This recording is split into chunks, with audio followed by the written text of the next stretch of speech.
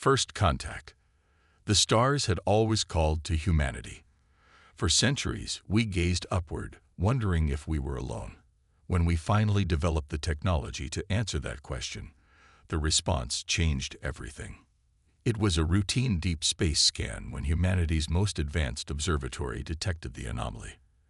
At first, scientists thought it was an error in the equipment, a massive object moving through the Kuiper belt at speeds that seemed impossible. Within hours, every telescope on Earth was pointed in that direction. Admiral Helena Chen stood on the bridge of the UES Vigilant, Earth's flagship vessel, as the reports flooded in.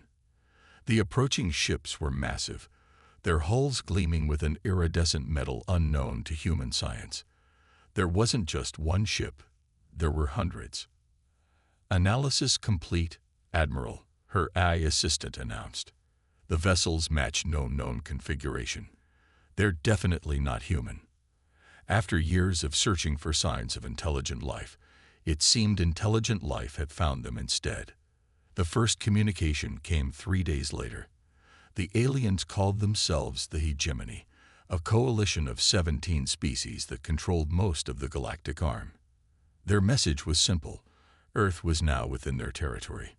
Humanity would submit to their authority or face extinction. President Okafor stood before the United Nations, her face grim as she addressed the representatives of Earth's nations. "We have extended every diplomatic courtesy," she said.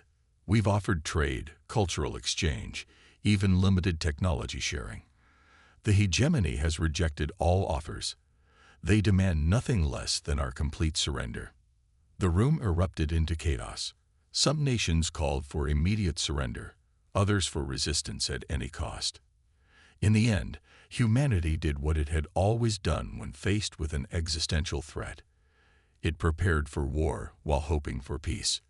What the Hegemony didn't know was that humanity had never been as defenseless as they appeared. For decades, Earth's nations had quietly built up a military force unlike anything the public knew existed. Hidden bases on Mars, Jupiter's moons, and even in the distant reaches of the solar system housed weapons platforms and shipyards that had never appeared in any official record. Admiral Chen knew the truth.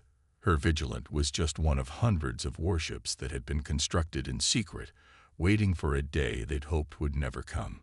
"They're entering orbit," her tactical officer reported. "Weapons systems are charging.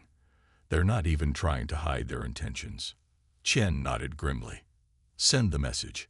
Across every frequency, the Hegemony might be monitoring." A simple transmission was broadcast. "This is your final warning. Withdraw immediately. Any hostile action against Earth will be met with overwhelming force." The Hegemony's response came in the form of energy weapons that lanced down through Earth's atmosphere, targeting military installations in North America, Asia, and Europe. They expected panic, surrender, maybe some token resistance. They didn't expect what happened next. As the Hegemony's weapons fire rained down, Earth's atmosphere seemed to ripple. The energy beams dissipated harmlessly, absorbed by a planetary shield that had remained hidden until this moment. In orbit, hidden defense platforms suddenly powered up. Asteroids that had appeared to be natural debris revealed themselves as disguised weapon emplacements. The first volley caught the Hegemony completely by surprise, destroying 3 of their largest vessels before they could even raise their shields. "All units, engage," Chen ordered, her voice calm despite the chaos unfolding around her. The Vigilant and its sister ships emerged from their hiding places, engines flaring as they moved to engage the invaders. The Hegemony commander, a tall, reptilian being named Vexkar, watched in disbelief as his initial attack failed completely. "Impossible," he hissed. "Our intelligence indicated these primitives had barely mastered interplanetary travel." His second-in-command, a being of pure energy contained within a mechanical shell, flickered with agitation. "The humans have deceived us. They've been preparing for this." Vexkar's compound eyes narrowed. "Then they will learn why the Hegemony has ruled this sector for 10,000 years. All ships, full attack pattern. Overwhelm their defenses with numbers." The hegemony fleet moved with practiced precision, their ships forming attack formations that had broken the will of 100 species before humanity. But as their formation advanced, something unusual happened. Earth's defenses responded with equal precision, countering each move, anticipating each attack. In the command center beneath Mount Cheyenne, General Isaac Williams watched the battle unfold on holographic displays. "They're fighting like they've seen our playbook," he observed. Dr. Amara Singh, head of Earth's Xenobiology Division, nodded. "Because they have. The hegemony conquers through pattern recognition. They've fought so many species that they've cataloged every possible military response, but they've never encountered humans before." Williams smiled grimly. "Then let's show them something new." Across the solar system, Earth's forces implemented Operation Chameleon, a battle plan designed specifically for an enemy that relied on pattern recognition. No two human ships followed the same tactics. Some charged directly at the enemy, others performed seemingly random maneuvers. The hegemony's predictions fell apart as humanity broke every rule of conventional space warfare. Aboard the Vigilant, Admiral Chen received reports of human victories throughout the system. "They're falling back, Admiral," her tactical officer reported. "The hegemony is retreating to regroup." Chen's expression remained neutral. "They'll be back, and in greater numbers." This was just their vanguard. She opened a channel to all Earth forces. "All units, this is Admiral Chen. The enemy has withdrawn temporarily, but this is just the beginning. They came expecting an easy conquest. Now they know differently." As the hegemony ships retreated beyond the orbit of Neptune, Vexcar received a communication from the hegemony High Command. The stern face of Grand Marshal Zix Tran filled his view screen. "Explain your failure," the Grand Marshal demanded.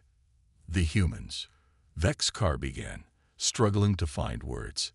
"They are not what we expected. Their technology, their tactics, they were prepared for us. Unacceptable. The conquest of Earth was to be a simple operation, a primitive species on the edge of our territory." Vexcar bowed his head. "I request reinforcements. With a proper fleet, I can crush these humans, no matter what surprises they have in store." The Grand Marshal considered this. "Very well. The Second Fleet will join you within their planetary cycle. Do not fail again, Commander. The hegemony does not tolerate failure." As the communication ended, Vexcar turned to his bridge crew.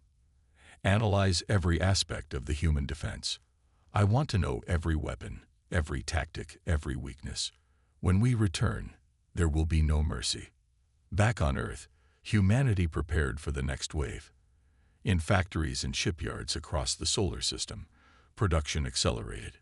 Weapons that had been theoretical designs became reality. Ships that had been on the drawing board were rushed into production. President Okafor addressed the planet again, this time with a message of defiance rather than diplomacy. Today, humanity faced its greatest challenge and stood firm. The hegemony thought we would break under their first assault.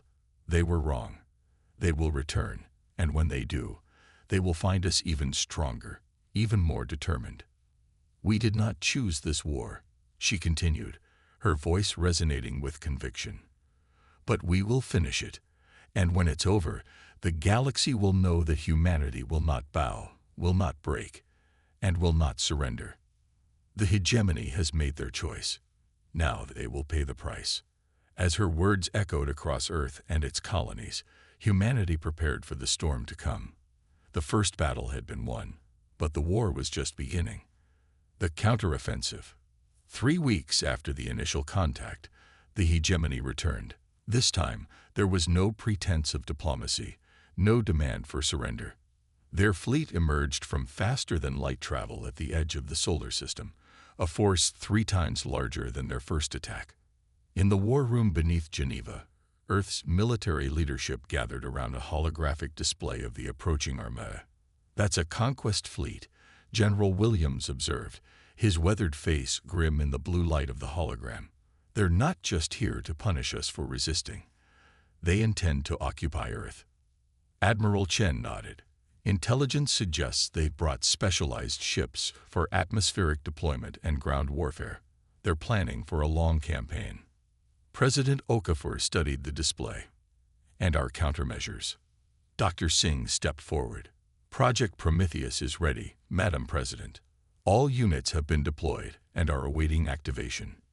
Very well. Okafor looked at each face around the table. The hegemony believes they know what they're facing now. Let's show them how wrong they are. As the hegemony fleet advanced past the orbit of Saturn, they moved with caution, scanning constantly for the hidden defenses that had surprised them during their first attack. Commander Vexkar had spent every moment since their retreat studying the humans' tactics, preparing counter-strategies for each scenario. They rely heavily on stealth and misdirection, he told his officers. This time, we will not be caught unaware. What Vexkar couldn't know was that humanity had anticipated this very response. While the hegemony had been regrouping, Earth had been implementing the second phase of a defense plan that had been decades in the making. As the alien fleet reached the asteroid belt, they slowed, deploying scout ships to search for hidden weaponry. It was then that Earth sprung its trap. From bases hidden within the moons of Jupiter, humanity's true fleet emerged. These weren't the defensive vessels that had repelled the first attack. These were warships, designed specifically for offensive operations. Leading them was the UES Retribution, a vessel twice the size of the Vigilant, bristling with weapons that had been theoretical until humanity needed them to become real. Captain Maya Rodriguez stood on the bridge of the Retribution, watching as her fleet moved into formation. All ships report ready, Captain, her XO reported. Rodriguez nodded. Begin Operation Thunderbolt. Across the fleet, specialized electromagnetic pulse weapons powered up. Technology designed to target the specific energy signatures of hegemony shields and propulsion systems. The first volley shot across space, invisible until it struck the forward elements of the alien fleet. Dozens of hegemony vessels suddenly went dark, their systems overloaded by the precisely calibrated attack. Before they could recover, conventional weapons fire followed, tearing through the now defenseless ships. Aboard his flagship, Vexkar roared in anger. What is happening? Report. Unknown weapon signature, his tactical officer replied, panic evident in his voice. They're targeting our shield harmonics specifically. How could they know? It doesn't matter how. Vexkar cut him off. Adapt and respond. All ships, evasive maneuvers. Return fire. The hegemony fleet broke formation, attempting to regroup as the human fleet pressed its advantage. But for every countermeasure the aliens deployed, humanity seemed to have an answer. On the Retribution, Rodriguez received reports from across the battlefield. The enemy is falling back toward the outer system, her tactical officer reported. We've destroyed or disabled nearly 30% of their fleet. Rodriguez nodded, but her expression remained serious. They're still probing our defenses, looking for weaknesses. Push forward, but maintain defensive cohesion. They haven't committed their main force yet. She was right. As the human fleet advanced, the remaining hegemony vessels suddenly changed tactics. Instead of continuing to retreat, they formed into tight battle groups and charged directly at the Earth fleet. They're sacrificing their forward elements to test our capabilities, Admiral Chen observed from her command post. Classic hegemony tactics. They consider ships and crew expendable resources. The battle intensified as the two fleets engaged at close range. Human vessels, more maneuverable but less heavily armored than their hegemony counterparts, relied on speed and coordination to avoid the worst of the alien firepower while striking at vulnerable points. On the UES Defiant, Lieutenant Commander James Harper's ship took a direct hit from a hegemony cruiser. Alarms blared as sections of the ship were sealed off, atmosphere venting into space from ruptured compartments. Engineering reports drive core destabilizing. His tactical officer shouted over the chaos. We need to abandon ship. Harper made a split-second decision. Negative. Set course directly for the enemy cruiser. Maximum speed. Sir, that's a collision course. Harper's eyes narrowed. I know. Evacuate all personnel except bridge crew. Anyone who stays is volunteering. Not a single crew member left the bridge. The Defiant, its systems failing, accelerated toward the massive hegemony vessel. At the last moment, Harper gave the order, overload the drive core. Now.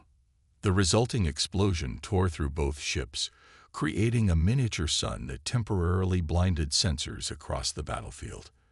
When visibility returned, both vessels were gone, replaced by an expanding cloud of debris. Similar acts of heroism and sacrifice played out across the solar system as humanity fought with a determination that began to unnerve even the most hardened hegemony commanders. Aboard his flagship, now retreated to a safe distance, Vexcar received reports of the battle with growing concern. How are they still fighting so effectively? We outnumber them 3-1.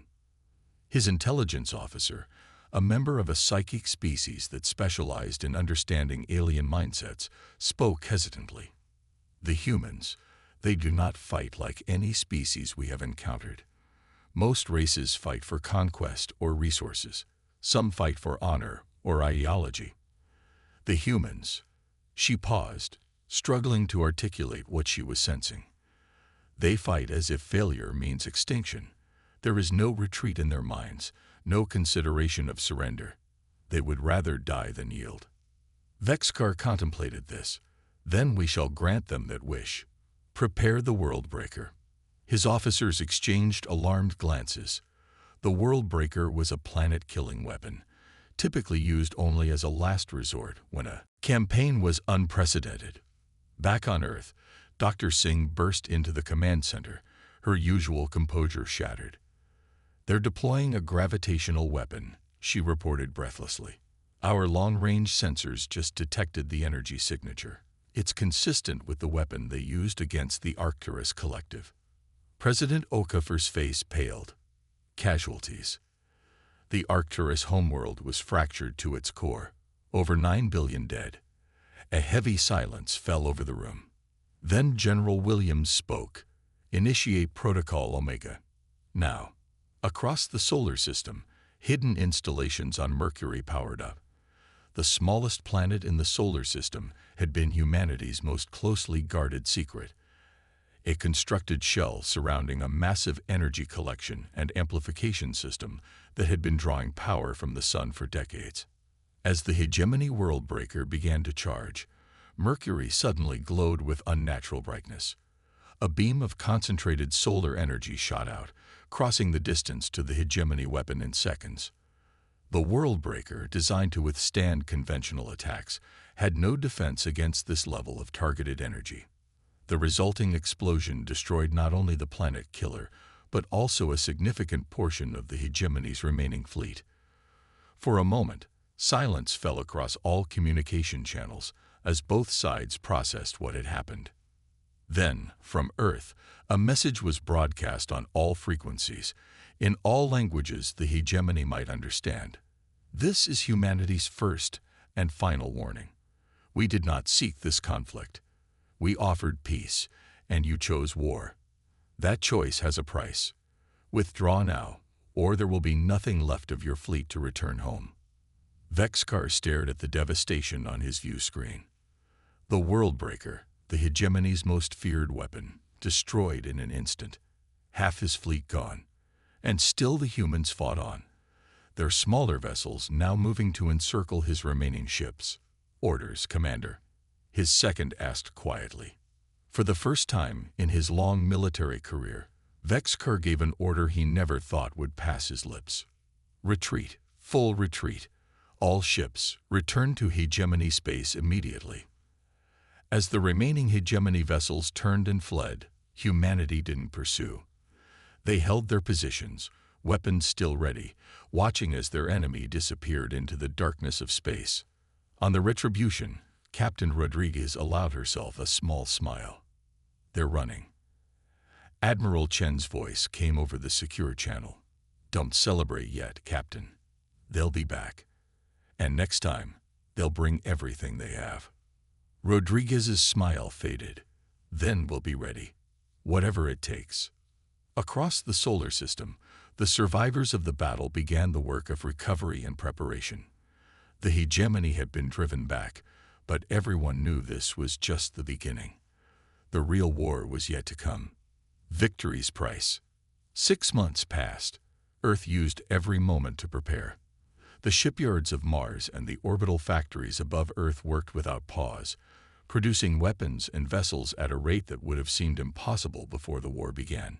Mercury's solar collector was expanded, and similar installations were constructed on Venus and in orbit around the Sun itself. But the greatest project remained hidden from all but the highest levels of Earth's leadership. Deep beneath the lunar surface, in chambers carved into the Moon's core, thousands of scientists and engineers worked on Project Ascension, humanity's ultimate answer to the hegemony threat.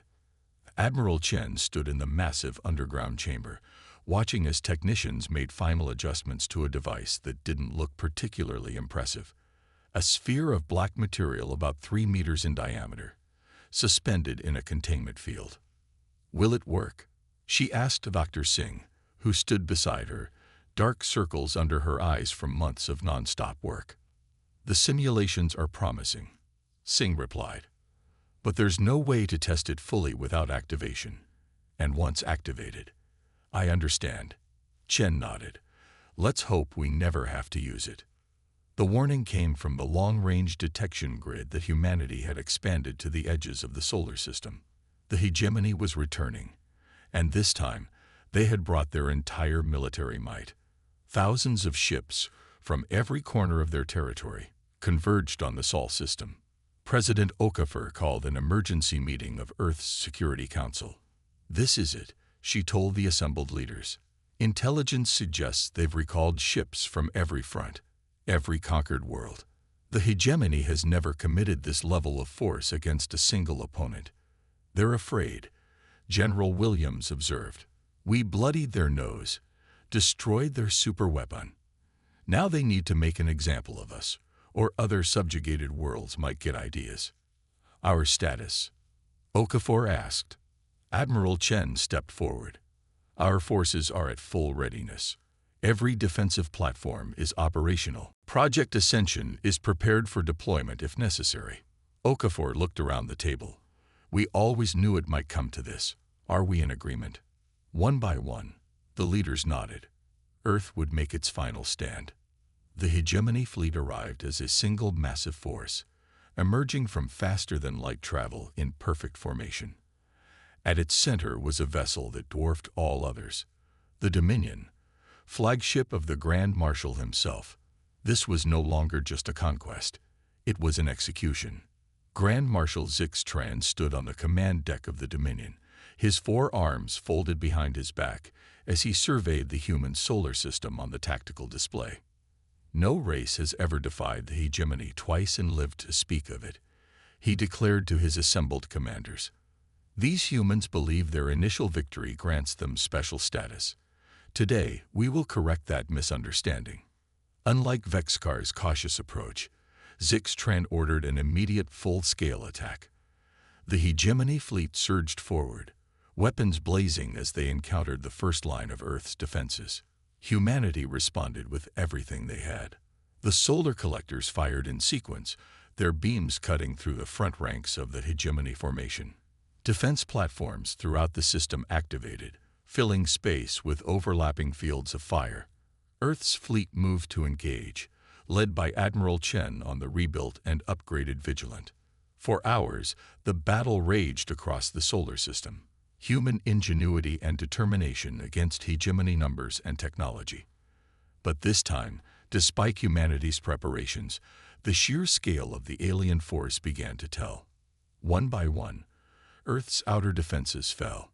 The solar collector on Venus was destroyed by a concentrated attack from a hegemony battlegroup. Mars' orbital shipyards were overrun, the planet itself subjected to bombardment that turned vast areas of its surface to glass. In the command center, reports of losses came in from all fronts. President Okafor listened, her face growing graver with each update. "We need to consider evacuation. one of her advisors suggested. The deep space colonization ships. No, Okafor cut him off. There will be no evacuation. Humanity stands or falls here. She turned to General Williams. Is it time? Williams looked at the tactical display, where the hegemony fleet was inexorably advancing toward Earth. Yes, Madam President. I believe it is. Okafor nodded and opened a channel to the lunar base. Dr. Singh, you are authorized to activate Project Ascension. Authorization code Omega-7 Delta 9. In the lunar chamber, Dr. Singh received the transmission. She looked at the black sphere, still suspended in its containment field, then at the technicians waiting for her order. Begin the sequence, she said quietly. As the activation process began, Singh opened a channel to Admiral Chen's fleet. Admiral, Project Ascension is initiating. You have 15 minutes to get all Earth forces to the designated safe coordinates. Chen acknowledged and immediately ordered all human ships to break engagement and retreat to the predetermined positions. The hegemony, seeing what appeared to be a full human retreat, pressed their advantage, accelerating toward Earth. Grand Marshal Zixtran watched with satisfaction. They'd break at last. Prepare planetary bombardment. I want their cities in ruins before our ground forces land. On the lunar surface, the black sphere began to pulse with an inner light. Energy readings spiked off the charts as it activated fully. What is happening? Zixtran demanded as his sensors detected the massive energy surge from Earth's moon. Before his officers could respond, space itself seemed to ripple around the hegemony fleet. Ships suddenly found themselves unable to maneuver, caught in a gravitational field that shouldn't have been possible. Dr. Singh watched the readings with a mixture of awe and terror.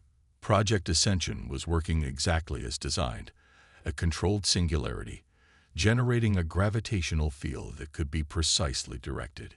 It was the ultimate adaptation of the hegemony's own world-breaker technology, reverse-engineered and improved upon by human scientists. The hegemony fleet, caught in the artificial gravity well, could neither advance nor retreat. Ship after ship was crushed or torn apart as the gravitational forces intensified. The Dominion, with its more powerful engines, attempted to break free, only to find itself drawn inexorably toward the center of the effect. On its bridge, Grand Marshal Zixtran watched in disbelief as his invincible armada disintegrated around him. Impossible, he whispered. No primitive species could create such a weapon. A communication channel opened on his command console. President Okafor's face appeared, her expression solemn but resolute. This is humanity's final message to the hegemony, she said. You came to our home uninvited. You threatened our existence. You chose war. Now you will pay the price. Before Zixtran could respond, the view screen went dark. The Dominion structure groaned as the gravitational forces increased beyond what even its reinforced hull could withstand. In the lunar control room, Dr. Singh monitored the singularity with growing concern. It's becoming unstable, she reported. We need to shut it down now, or it could expand beyond our control. The technicians worked frantically to deactivate the device, but the energies they had unleashed were not easily contained. As the gravitational field began to collapse, it released a final, massive pulse of energy. When it was over, nothing remained of the hegemony fleet except scattered debris. But the cost had been high. The moon's surface was fractured, huge cracks visible even from Earth. The singularity device itself had been destroyed in the final energy release. Admiral Chen surveyed the aftermath from the bridge of the Vigilant. Status report, she ordered. The hegemony fleet has been destroyed. Her tactical officer reported. Completely. The lunar base. He hesitated. We've lost contact with the lunar base. Sensors indicate massive structural damage to the moon itself. Chen closed her eyes briefly. Dr. Singh and her team had known the risks. They had given their lives to save humanity. In the weeks that followed, Earth began the long process of recovery. The outer colonies on Mars would need to be rebuilt. The defense grid had to be repaired and expanded. But humanity had survived. 3 months after the battle, A new signal was detected, coming from the edge of the solar system. It wasn't a hegemony transmission. It came from a species unknown to Earth. The message was simple, a request for contact, for dialogue. President Okafor stood once again before the United Nations. "The galaxy has noticed us," she told the assembled representatives. "The destruction of the hegemony fleet has created a power vacuum. Already, worlds that were under their control are declaring independence. Others are seeking alliances." She paused, looking out at the faces of humanity's leaders. "We now have a choice. We can retreat behind our borders, focus on rebuilding, or we can step onto the galactic stage, help shape what comes next." The vote was unanimous. Humanity would go forward, not as conquerors like the hegemony, but as builders of a new galactic community. 1 year to the day after the final battle, a delegation from 17 formerly subjugated species arrived at Earth. They came not with weapons, but with offers of alliance, of trade, of cultural exchange. All the things humanity had offered the hegemony at first contact. Admiral Chen, now serving as Earth's ambassador to the stars, welcomed them to the rebuilt United Nations headquarters in Geneva. "You defeated the hegemony when no one else could," the lead delegate, a being of crystalline structure, observed. "Many fear you will simply replace them as the new power in the galaxy." Chen shook her head. "That is not our way. We fought because we had to, not because we wanted to. Humanity does not seek dominion over others. We seek partnership, cooperation, a galaxy where all species can determine their own destiny." "A noble sentiment," the delegate replied. "But you have shown the galaxy that humanity has teeth, that your warnings carry weight." Chen smiled slightly. "Yes, and that is a lesson we hope no one else needs to learn firsthand. There is an old human saying, 'Peace through strength.' We will maintain our defenses, but our hand will always be extended in friendship first." As the diplomatic talks began, ships from Earth were already venturing farther into the galaxy than any human had gone before. They carried scientists, diplomats, traders, and yes, soldiers. For while humanity hoped for peace, the war with the hegemony had taught them to always be prepared. The stars that had once seemed so distant now represented humanity's future. And as Earth looked outward, one truth remained clear: humanity would never again be underestimated. The price was too high. The galaxy would remember the hegemony's mistake and humanity's response. "You chose war. Now suffer the cost."